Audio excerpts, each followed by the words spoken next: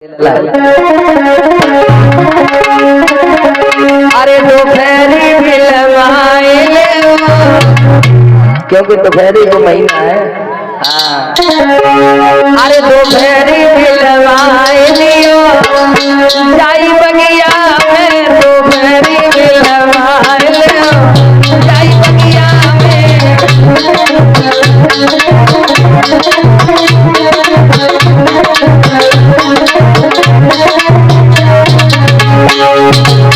ब्राह्मण देव सोचने लगे दोपहरी को महीना की जो ऐसा है तो इससे अच्छी सीरत कहाँ मिलेगी।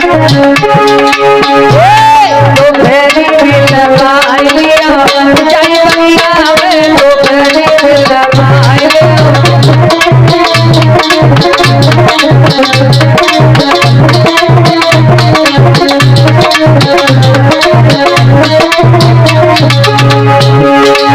जाई बगिया में हो, जाई बगिया में,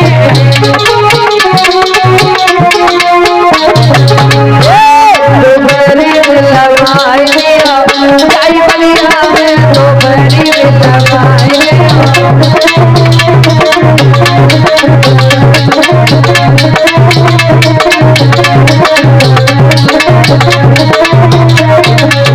क्या किया है ब्राह्मण देव ने? अरे ब्राह्मण ने देखी कभी पल की छाया,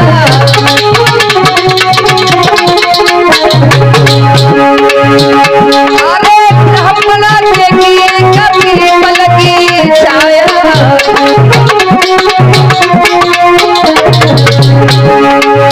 कहीं पे आसन जाएंगे लगाया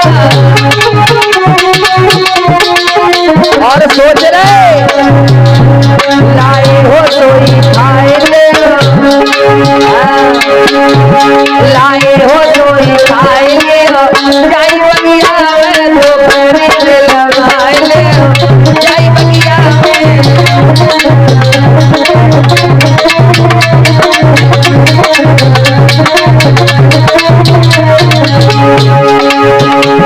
दोपहरी बिलवाए ले जाई बगिया में, दोपहरी बिलवाए लियो।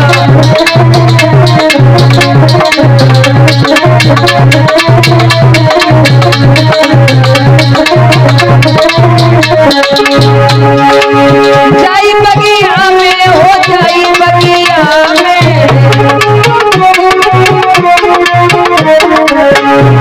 दोपहरी बिलवाए लियो जाई बगिया में, दोपहरी बिलवाए लियो जाई बगिया में।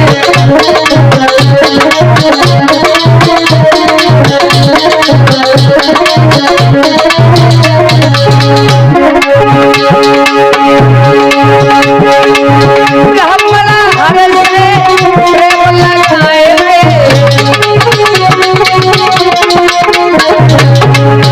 अरे बैठे बैठे हरि गुण गाए रे, और हरि गुण गाए ले जाई बगिया में, दोपहरी बिलवाए ले जाई बगिया में, दोपहरी बिलवाए ले।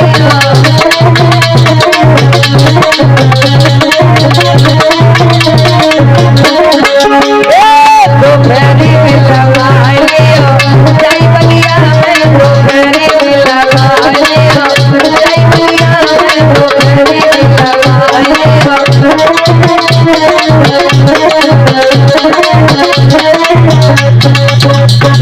आज ब्राह्मण देव सोचने लगे कि इसी बगिया के बीच में हमें दोपहरी काट लेनी चाहिए। अब जो होगा सो देखा जाएगा। जो कुछ करता धरता है, पालनहार है वही है, परमपिता परमेश्वर है। तो आज ब्राह्मण देव ने वहीं पर उचित आसन लगाया, आसन लगा करके प्रभु का गुणगान किया है, भजन किया है। और जो भी खाने की वस्तुएं थी वो भोजन उसी बगिया के बीच में किया है। ठंडी ठंडी हवा चली, जब ठंडी ठंडी हवा चली तो ब्राह्मण जी को सुस्ती आ गई, निंद्रा ने दबा लिया। तो आज ब्राह्मण जी जो थे उसी बगिया के बीच में लेट करके सो जाते हैं। जब ब्राह्मण देव सो गए, इधर भगवान कृष्ण ने देखा कि ब्राह्मण देव कमजोर है, विप्र है, इनका शरीर बुढ़ापे का है, तो क्यों ना हमें योग माया द्वारा ब्राह्मण देव को द्वारिका में बुलवा लेना चाहिए। भगवान ने देर नहीं लगाई है, योग माया को आदेश दिया है।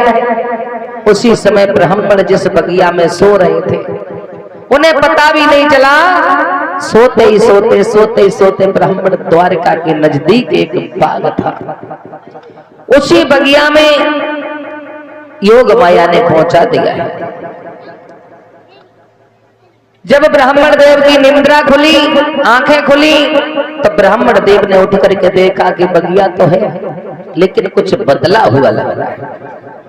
उठ करके जब बाहर चले, आगे बढ़े, पता किया तो कहां आ गए, तो देखा द्वारिका में आ गए। जैसे ही ब्राह्मण देव ने पता किया कि ये द्वारका है, तो ब्राह्मण देव पूछने लगे हैं, पता करने लगे हैं, कहने लगे हैं द्वारिका वासियों से, ओ भैया ये कौन सा नंगर है? द्वारका 6? हमें द्वारका 6 नहीं, हमें द्वारका 1 में ही जानो है, द्वारका जानो है।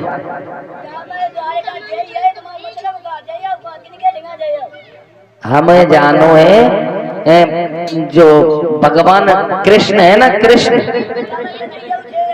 कन्हैया 6 सब 6 है। क्योंकि गुजरात की जो भाषा है, घर के यहाँ कहते हैं है कि ये चीज है, और वहां पे कहते हैं कि 6। तो आज ब्राह्मण देव को बताया है कि तुम्हारे यहाँ है बोलते हैं, हमारे यहाँ 6 बोलते हैं। तो ये द्वारका वही है कि हाँ ये वही द्वारका है जिसमें तुम्हें जाना है। ये कृष्ण वही है, हाँ ये कृष्ण वही है जिनके यहाँ तुम्हें जाना है। तो आज ब्राह्मण देव को बताया है कि भगवान कृष्ण आपको कहाँ मिलेंगे। वो ऊंची सी हटिया जो दिखाई दे रही है, जिसपे ऊपर कंगूरा बने हुए हैं, वही द्वारकाधीश का महल है। वहीं चले जाओ, वहीं सिंहासन पर बैठे हुए प्रभु आपको मिलेंगे। आज ब्राह्मण देव चले और जाकर के पहुंच गए हैं द्वारकाधीश के गेट पर। पहुंच करके जैसे प्रवेश किया, सामने देखा है कि योगी राज कृष्ण विराजमान है। ब्राह्मण देव ने प्रणाम किया। जो ब्राह्मण को देखा, योगी राज कृष्ण खड़े हो गए। खड़े होकर के ब्राह्मण देव का सम्मान किया है। आइए विप्र, कैसे आना हुआ ये ध्यान रखना। समाज में सम्मान योग्य हर इंसान होता है। एक भावना होनी चाहिए सम्मान करने की। कभी भी अपने अहंकार में, घमंड में नहीं रहना चाहिए। अगर हम किसी का सम्मान करेंगे तो सामने वाला भी हमारा सम्मान निश्चित करेगा, ये ध्यान रखना। आज भगवान श्री कृष्ण ने जब देखा तो भगवान श्री कृष्ण ने स्वयं सम्मान किया, क्योंकि द्वारे पर कोई आता है तो उसका हमें सम्मान करना चाहिए, ये हमेशा ध्यान रखना। अरे भगवान की चर्चाओं से, भगवान की कथाओं से हमें बड़ी सीख मिलती है, बहुत सीख मिलती है। उसे ग्रहण कर पाओ या न कर पाओ वो अलग की चीज है। तो आज भगवान कृष्ण खड़े होकर के कहने लगे, आप कहां से आए हैं, कौन हैं? जानते तो सब थे प्रभु, लेकिन फिर भी पूछ लिया। ब्राह्मण देव कहने लगे हैं, आप ही कृष्ण हैं? हाँ हम ही हैं। भगवान कन्हैया की सांवली सूरत जरूर थी, लेकिन छवि देखने लायक थी। ब्राह्मण देव कहने लगे, रुक्मिणी तुमने बहुत अच्छा किया है, पर तो बहुत अच्छा सुना है। इनके चेहरे से कमल जैसे पुष्प झड़ रहे हैं, बड़ी सुंदर प्रतिमा है। मन ही मन सोच करके और उसी समय भगवान कन्हैया के सामने पहुंचे। भगवान कन्हैया ने ब्राह्मण को बिठाला है और काहे कहो कैसे आना हुआ। ब्राह्मण देव कहने लगे सुनो, हम बहुत दूर से आए हैं, बहुत दूर से आए हैं, क्या करने कैसे आए हो? कि हम रुक्मिणी का संदेशा लेकर के आए हैं, जो महाराज भीष्म की बेटी है, कुंदनपुर के रहने वाले हैं। कुंदनपुर से आए हो? हाँ। तो क्या लिखा है पत्र में? कि खुद ही देख लो ना, तो क्या लिखा है। आज भगवान कन्हैया को जिस समय पत्र दिया, भगवान कन्हैया ने पत्र खोल करके जब पढ़ा है, तो भगवान कन्हैया के पत्र पढ़ते ही पुरानी यादें ताजा हो गई। भगवान कन्हैया कहने लगे, वाह रुक्मिणी, तुम आज भी स्नेह उतना ही करती हो। बताया ये जाता है कि भगवान कन्हैया कहने लगे, ब्राह्मण देव, हमारा जाना मुश्किल होगा। अगर भैया बलदाऊ आ गए तो बलदाऊ भैया हमें कैसे भी नहीं जाने देंगे। तब ऐसो करो, कुछ उपाय करो। कि क्या उपाय करोगे? कि अब ऐसो करो, कुछ आईरो जाजरो चला ले।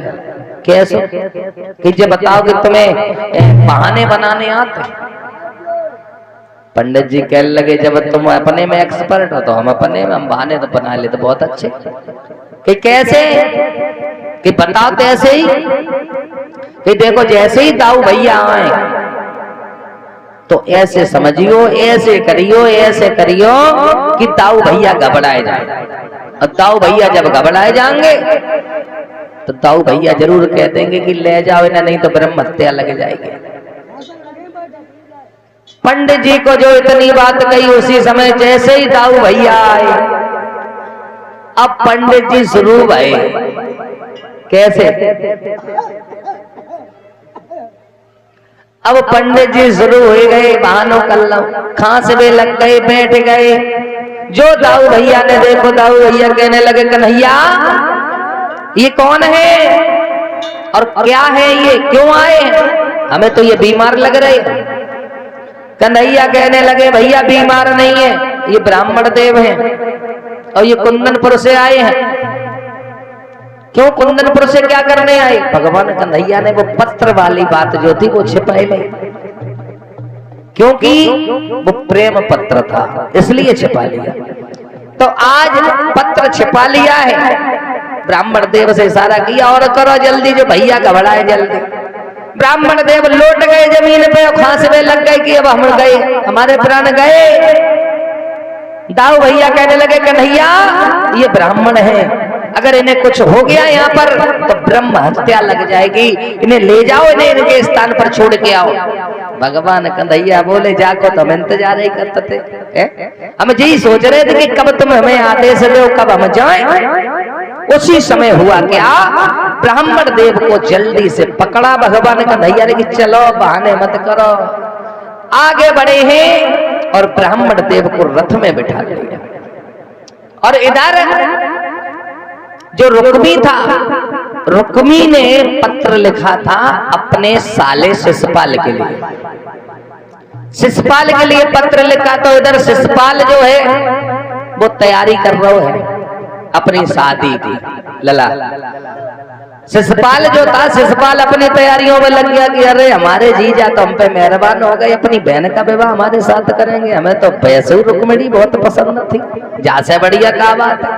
अब आगे पेट में लड्डू फूट रहे। लला रुक्मी जो इंतजार कर रहा है और पत्र में लिख दिया कि बारात लेकर के आना, लेकिन थोड़ा सोच समझ के आना, क्योंकि यहाँ पर हो सकता है युद्ध भी हो सकता है।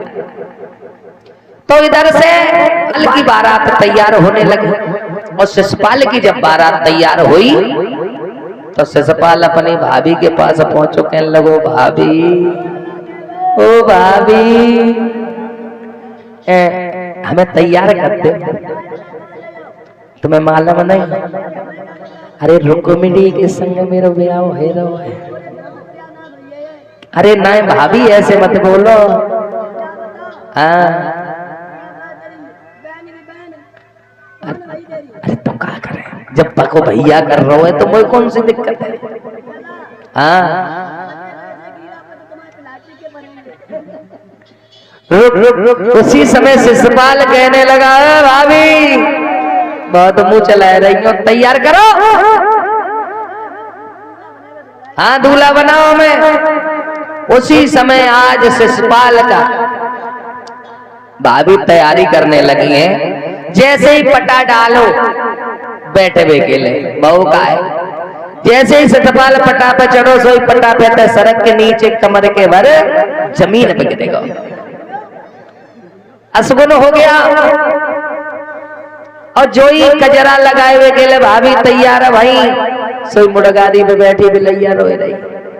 भाभी कह रही लला बहू मान जाओ मत जाओ। शिशुपाल कहने लगा चाहे कच हो जाए, अब रुक्मिणी के पीछे कुछ भी बर्दाश्त कर लेंगे, लेकिन साथ ही रुक्मिणी सो जाए तो जैसा बढ़िया का है। तो आज शिशुपाल एक भी बात नहीं मान रहा है, कहने लगा भाभी मुझे तैयार करो। अब काजर लगाए दो, तैयार कर दो, दूल्हा बनाए दो, दूल्हा बनाए के कहीं अब कछु कही ना है कि ऐसी तैयार करोगी। अब तो भैया वहां पर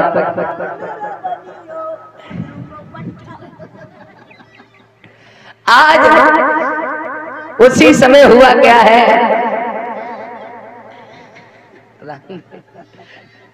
क्या बजे गए? 4:30 बजे। चलो वो जागी तैयार कितने हो गए?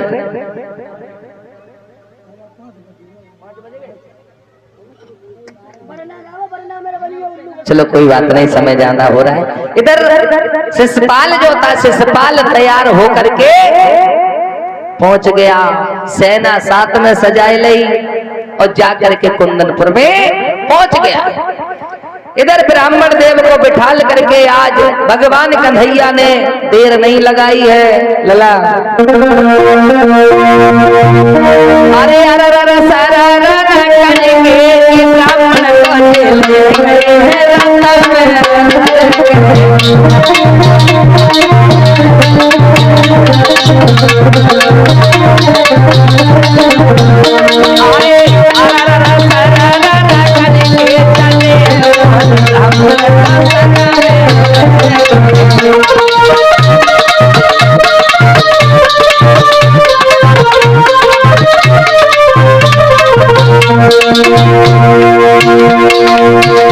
अरे मन में सोच सोच के हारे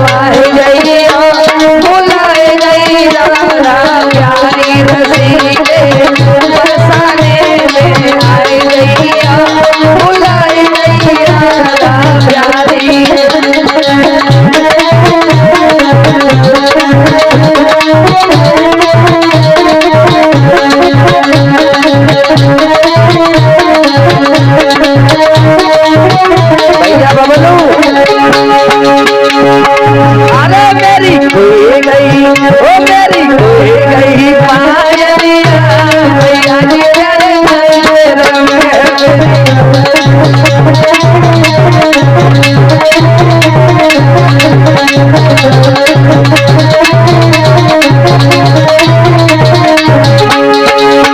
मेरी खोई गई पायलिया भैया जी तेरे मंदिर में। खोई गई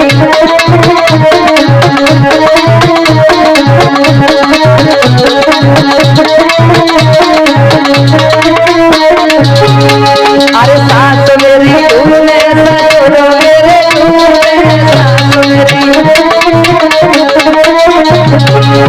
मेरो लूने ओ मेरो लूने सावरिया भैया तेरे मंदिर में।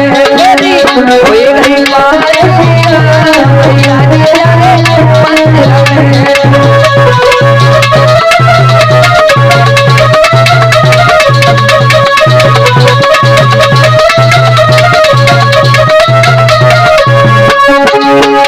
मेरी खोई गई पायलिया भैया जी तेरे मंदिर में। मेरी खोई गई पायलिया भैया जी तेरे मंदिर में। जय हो राधे।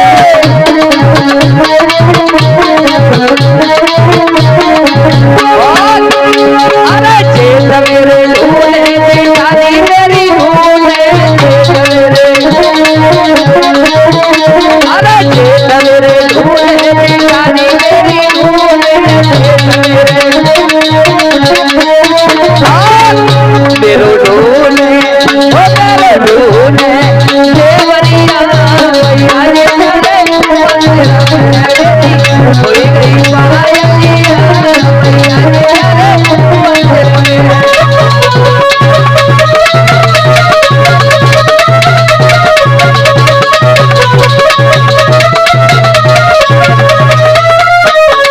सच्चे दरबार की बहुत सुंदर है। भगवान के दरबार में नाचने का मन जब ही करता है जब भक्ति विभोर हो जाओ, और नचते तो हम सभी हैं। खैर इधर वहीं पर ध्यान देते हैं। और झांकी तैयार है। कौन कर रहा तैयार? राधा। राधा कर रही तैयार हो गई। देखो अपन देख लगी तभी तो गाओ। आंखें हमारी चारों ओर रहती हैं। बोली वृंदावन बिहारी लाल की। ये तो कह रहे बहुत कम लोग हैं, जब संख्या होते हजारों की भाव में बता देते कहाँ पर कहाँ भाव है। आज खैर टाइम ऐसे कटेगा जही नहीं पता चलो कि कितना टाइम है रहो है। और सांझ को देखो अब क्या करो, ऐसा करो जही मंगा लो सब लोग खाना और जही खाए पी के फिर चलते हैं। और क्या करें, देखो भक्त सुनने वाले होने चाहिए। जरूरी नहीं कि बहुत लंबी भीड़ हो, सिर्फ सुनने वाले होने चाहिए, ज्यादा नहीं। 4 लोग भी अगर सुनने वाले हैं तो बड़ा आनंद आता रहता है, विभोर हो जाना चाहिए कथा में। तो इधर हरिहर क्षेत्र में बैठे हुए व्यास नंदन सुखदेव जी समझा रहे हैं। हे राजन